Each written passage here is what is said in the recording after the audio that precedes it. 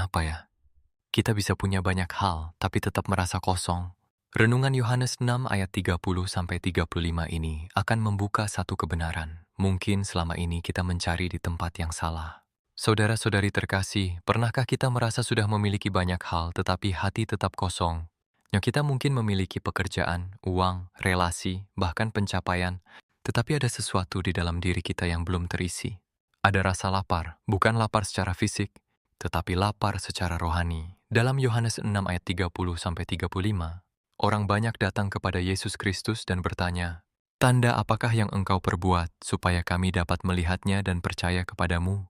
Mereka bahkan membandingkan Yesus dengan Musa yang memberi mana di padang gurun. Mereka berkata, "Nenek moyang kami makan mana di padang gurun." Seolah-olah mereka berkata, "Apa yang engkau lakukan belum cukup. Tunjukkan sesuatu yang lebih besar." Saudara-saudari, bukankah ini juga sering terjadi dalam hidup kita? Kita melihat berkat Tuhan, tetapi masih merasa kurang. Kita menerima pertolongannya, tetapi masih meminta tanda yang lebih besar. Hati manusia memang mudah merasa tidak puas, namun Yesus menjawab dengan sesuatu yang jauh lebih dalam. Ia berkata bahwa bukan Musa yang memberi roti dari surga, tetapi Bapa di surga. Dan sekarang, Allah memberikan roti yang benar, roti yang turun dari surga dan memberi hidup kepada dunia. Lalu orang banyak berkata, "Tuhan, berikanlah kami roti itu senantiasa."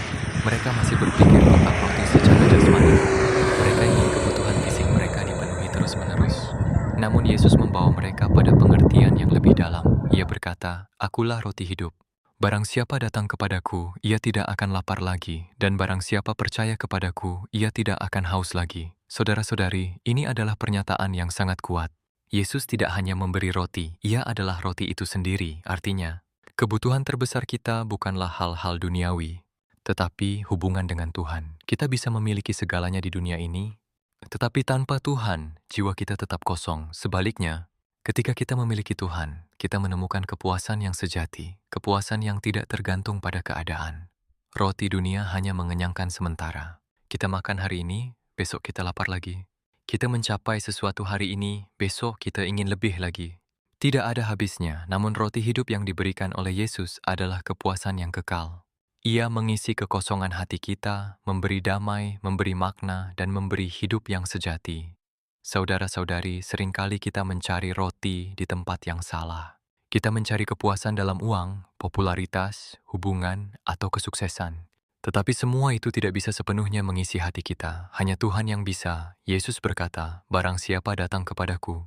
Ini adalah undangan.